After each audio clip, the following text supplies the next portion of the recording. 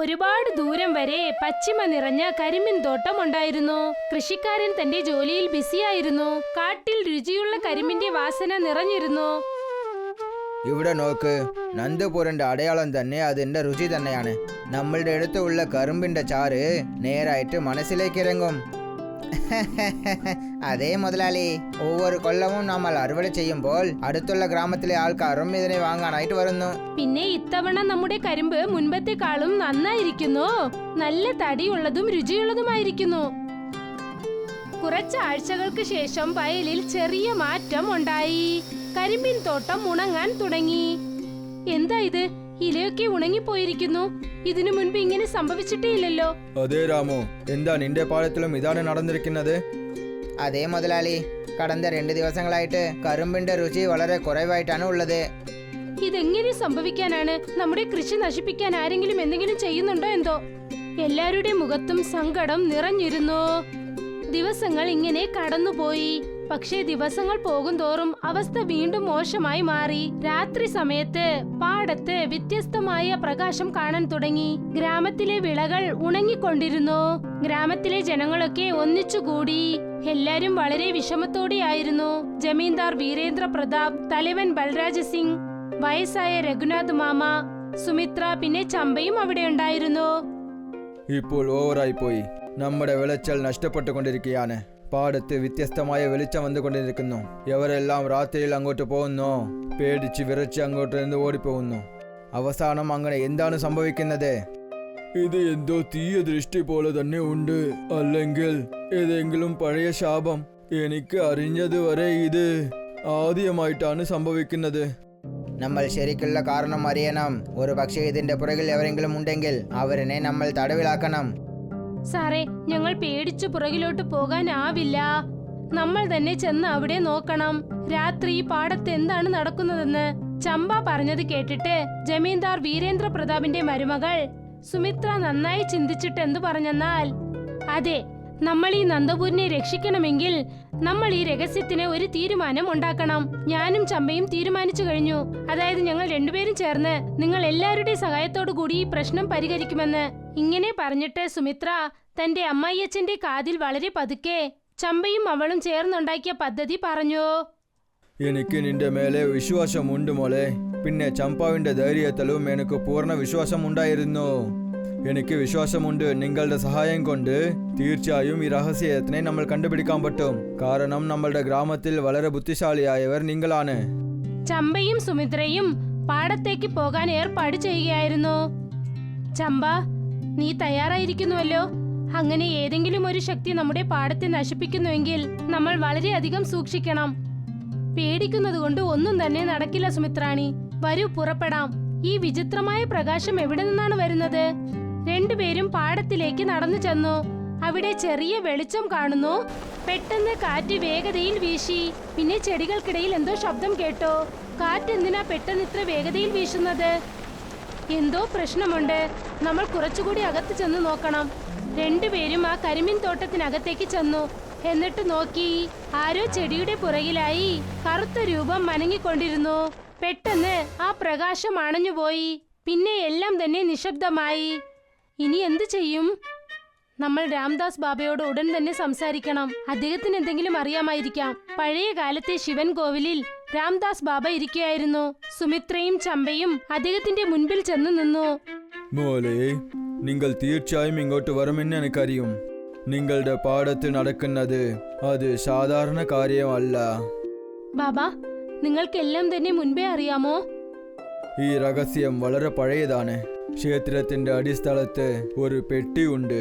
പല കൊല്ലങ്ങളായിട്ട് അത് എവരും തൊട്ടിട്ടില്ല. നിങ്ങൾക്ക് വേണ്ടിയ ഉത്തരം അതിൽ നിന്ന് കിട്ടുക. പിന്നെ എന്തിനാ സമയം കടത്തുന്നത്? അവിടേക്ക് ഞങ്ങളെ കൂട്ടിക്കൊണ്ടു പോകൂ.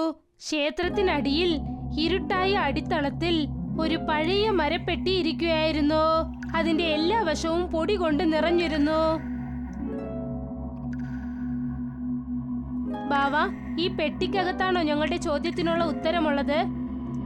ആ, ഈ പെട്ടി നന്ദപൂരിന്റെ പഴയ രഹസ്യങ്ങളെ മറച്ചു വെച്ചിരിക്കുന്നു. ഇതിനെ തിരക്ക്. സുമിത്ര ആ മരപ്പെട്ടി തുറന്നു. അകത്തു നിന്നും ഒരു പഴയ ഇരുമ്പ് കൊണ്ടുള്ള വെള്ളം പാച്ചുന്ന തോക്കെടുത്തു. എന്താണിത്? ഇത് കരിമ്പിൻ വെള്ളം പാച്ചുന്ന തോക്ക് പോലെയുണ്ട്. ആ, ഇത് വെള്ളം പാച്ചിന്റെ തോക്കാണ്. പക്ഷേ ഇത് സാധാരണ സാധനമല്ല. പല കൊല്ലങ്ങൾ മുൻപ് എപ്പോൾ ഈ ഗ്രാമത്തിലേക്ക് പ്രശ്നം വന്നോ അപ്പോൾ സത്യത്തിനെ വെളിക്കൊണ്ടുവരാനായിട്ട് ഒരു അത്ഭുതമായ മഹാത്മാ സഹായം കൊണ്ട് ഈ കരിമ്പിൻ വെള്ളം പാച്ചിന്റെ തോക്കിനെ തയ്യാർ ചെയ്തു. എന്ന് വെച്ചാൽ ഈ വെള്ളം കൊണ്ടുള്ള തോക്ക് നേരറിയിക്കാനുള്ള ശക്തിയുള്ളതാണോ? ആ, ഒരു പക്ഷെ നിങ്ങൾ ഇതിനെ ശരിയായിട്ട് ഉപയോഗിച്ചു കഴിഞ്ഞാൽ എവർ മേലെ ആ കറുമ്പിന്റെ ചാറ് പടുന്നുവോ അവരുടെ രഹസ്യമെല്ലാം അവർ തന്നെ പറയും.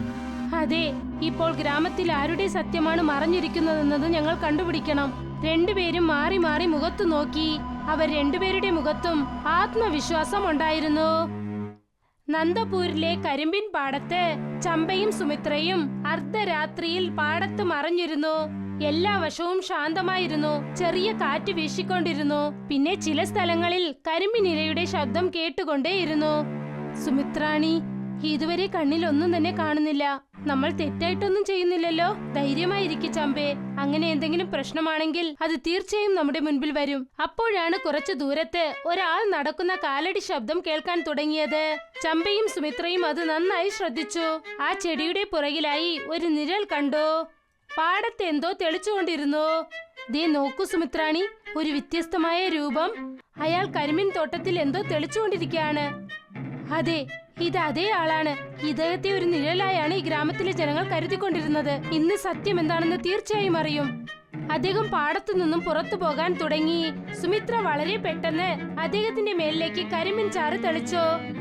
ചേടാ, നിങ്ങൾ എന്താണ് ചെയ്തത്? എനിക്ക് എന്തോ വിചിത്രമായിട്ട് തോന്നുന്നു. എനിക്ക് എന്താ തോന്നുന്നു വെച്ചാൽ ഞാൻ എല്ലാ സത്യവും പറയണം. ഇപ്പോൾ സത്യം എന്താണെന്ന് പുറത്തു വരും, നോക്കിക്കോ. അതെ അതെ, ഞാനാണ് ഇതെല്ലാം ചെയ്തത്. ഞാൻ എല്ലാവരുടെ വിളച്ചലയും നശിപ്പിക്കണമെന്നാണ് വിചാരിച്ചത്. കാരണം എല്ലാവരും എൻ്റെ അടുത്ത് സക്കര വാങ്ങണമെന്ന് ഞാൻ വിചാരിച്ചത്. പെട്ടെന്ന് അദ്ദേഹം പേടിക്കാൻ തുടങ്ങി. തലവൻ ബൽരാജ് സിംഗ്, ജമീന്ദാർ വീരേന്ദ്ര പ്രതാപ്, രഘുനാഥ് മാമ, പിന്നെ ഗ്രാമത്തിലെ ജനങ്ങൾ ഇവരെല്ലാരെയും മുൻപേ തന്നെ ചമ്പയും സുമിത്രയും പാടത്ത് മറഞ്ഞിരിക്കാനായി പറഞ്ഞു. എല്ലാരും പുറത്തു വന്നു. യാരാണ് ഇവൻ? യാരാണ് നമ്മളെ നശിപ്പിക്കണമെന്ന് വിചാരിച്ചതെന്ന് പറയോ? ഗ്രാമത്തിലെ ജനങ്ങൾ ടോർച്ച് അടിച്ചു നോക്കി. അയാളുടെ മുഖം നന്നായി കാണാൻ സാധിച്ചു. അദ്ദേഹം മറ്റാരുമല്ല, ഗ്രാമത്തിൽ പലിശയ്ക്ക് കാശ് നൽകുന്ന നരേഷ് ആണ്. അത് നരേഷ് സൗകാർ. എന്നോട് ക്ഷമിക്കൂ, ഞാൻ എൻ്റെ ലാഭം അധികമാവുന്നതിന് വേണ്ടിയുള്ള ചെയ്തു പോയി. ഞാൻ പാടത്ത് കാസ്റ്ലിയായ കെമിക്കൽ തെളിച്ചു. അതുകൊണ്ട് കരുമ്പിൻ്റെ കൃഷി അഴിയണമെന്ന് വിചാരിച്ചു. പിന്നെ പേടിപ്പിക്കുന്ന രഹസ്യമായ വെളിച്ചം? അത് എൻ്റെ ആളുകളുടെ പണിയാണ്. രാത്രി സമയത്ത് ആരും പാടത്തിൻ്റെ അടുത്ത് വരാൻ പാടില്ലാന്ന് വിചാരിച്ചത്. പിന്നെ എൻ്റെ തിട്ടം എവർക്കും അറിയരുത്. നീ വളരെ മോശമായവൻ നരേഷ്. നീ മൊത്ത ഗ്രാമത്തിന്റെ അധ്വാനത്തെയും നശിപ്പിക്കണമെന്ന് വിചാരിച്ചോ? ഇദ്ദേഹത്തിന് തീർച്ചയായും ശിക്ഷ ലഭിക്കണം. ഇദ്ദേഹത്തിനെ ഗ്രാമത്തിൽ നിന്നും പുറത്താക്കൂ. ബൽരാജ് സിംഗ് അദ്ദേഹത്തെ ഗ്രാമത്തിൽ നിന്നും പുറത്താക്കാൻ ഉത്തരവിട്ടു. നരേഷ് കരഞ്ഞുകൊണ്ട് പുലമ്പിക്കൊണ്ട് ഗ്രാമത്തിൽ നിന്നും പുറത്തുപോയി. കുറച്ചു ദിവസങ്ങൾക്ക് ശേഷം ഗ്രാമത്തിൽ വീണ്ടും സന്തോഷം വരാൻ തുടങ്ങി. കരിമ്പിൻ തോട്ടം വീണ്ടും പച്ചിമ നിറഞ്ഞതായി മാറി. ഗ്രാമത്തിലെ ജനങ്ങൾ സന്തോഷം കൊണ്ട് തുള്ളിച്ചാടി. ചമ്പയും സുമിത്രയും ക്ഷേത്രത്തിനടുത്ത് നിൽക്കുകയായിരുന്നു. അവരുടെ കയ്യിൽ കരിമ്പിൻ വെള്ളം തോക്കുണ്ടായിരുന്നു. ഇന്ന് ഗ്രാമത്തിന്റെ സന്തോഷം തിരികെ കിട്ടിയിരിക്കുന്നു. പിന്നെ ഇതൊക്കെ ഈ കരിമ്പിൻ വെള്ളം കൊണ്ടുള്ള തോക്ക് കൊണ്ടാണ് സംഭവിച്ചത്. ബൽരാജ് സിംഗ് ക്ഷേത്രത്തിലെ പൂജാരിയോട് എന്തു പറഞ്ഞെന്നാൽ, ഇത് ഒരു സാധാരണ സാധനമല്ല. ഇതിനെ എപ്പോഴും ക്ഷേത്രത്തിനുള്ളിലാണ് വെക്കുക. കാരണം ഭാവിയിൽ എവരും നമുക്ക് ദ്രോഹം ചെയ്യാൻ പാടില്ലായിരുന്നു. പൂജാരിയും അതിന് സമ്മതിച്ചു. കരിമ്പിൻ വെള്ളം കൊണ്ടുള്ള തോക്ക് ക്ഷേത്രത്തിലെ ഗർഭഗൃഹത്തിനകത്ത് വെച്ചു. ഗ്രാമത്തിലെ ജനങ്ങളൊക്കെ വളരെ സന്തോഷത്തോടെ കൈകൂപ്പി വണങ്ങി. ഇന്ന് നന്ദപൂർ ഒരു പുതിയ പാഠം പഠിപ്പിച്ചു. അത്യാഗ്രഹം കൊണ്ട് എവർക്കും നല്ലത് നടക്കില്ല. പിന്നെ സത്യത്തിനെ എപ്പോഴും മറക്കാൻ സാധിക്കില്ല. ശരിയായ സമയം വരുമ്പോൾ സത്യം താനേ തന്നെ പുറത്തേക്ക് വരും. ഗ്രാമം മുഴുവൻ സന്തോഷം കൊണ്ട് നിറഞ്ഞു. കുട്ടികൾ കളിക്കുകയാണ്. കൃഷിക്കാർ വീണ്ടും പാടത്ത് കൃഷി ചെയ്യുന്നു. ഗ്രാമത്തിന്റെ സന്തോഷം തിരികെ കിട്ടിയിരിക്കുന്നു.